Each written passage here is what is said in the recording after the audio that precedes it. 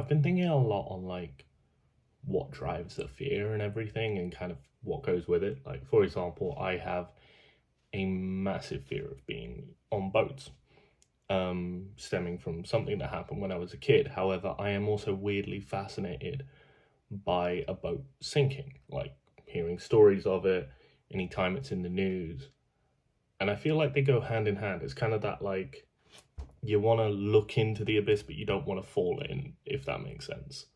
We all go down the rabbit hole at 3 a.m. on YouTube and looking into various stories of like boats that have sank.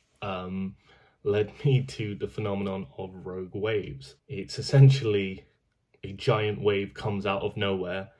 No one's 100% sure what caused them. They're not technically a tsunami, they're just a natural phenomenon.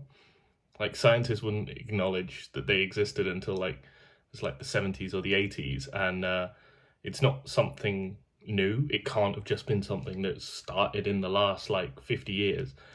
But it turned out the reason why was because just the boats didn't survive any encounter with a rogue wave. So it's only been recently now that boats have are like strong enough that they survive and push on.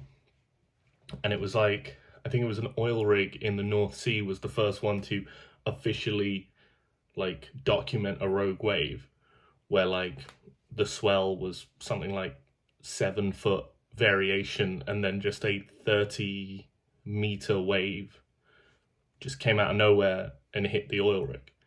Scientists were suddenly like, oh shit, they do exist. And yeah, that's your lesson for today. Rogue waves, they're terrifying.